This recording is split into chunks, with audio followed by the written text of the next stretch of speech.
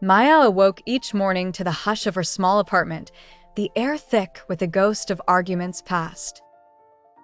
For years, she told herself that things would change, that the man she'd promised her life to would become gentle again.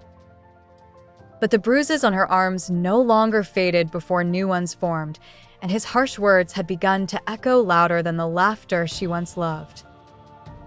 One rainy evening, Maya stood at the kitchen window and traced the droplets on the glass with her finger. In the apartment across the courtyard, she noticed an old woman watering her plants, humming a tune that even the rain couldn't silence. Each night, the old woman's lamp glowed softly, a steady beacon amid Maya's storm.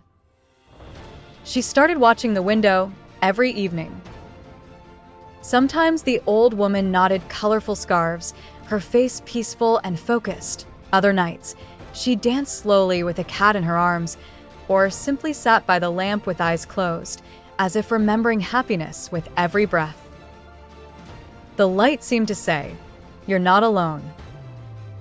One night, after a particularly cruel outburst, Maya sat shaking at her table. Her husband's voice had torn her hope again.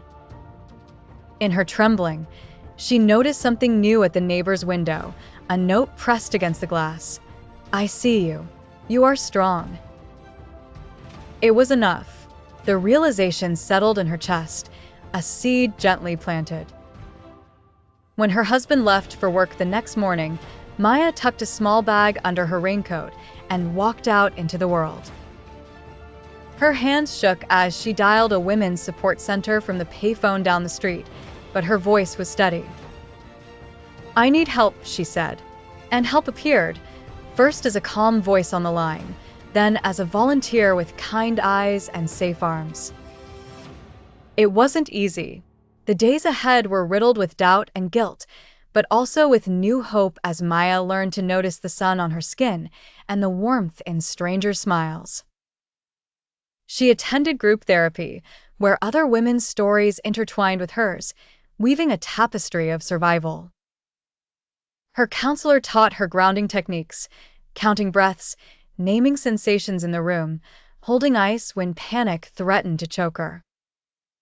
Little by little, Maya learned to soothe her racing heart and challenge her fear, one thought at a time.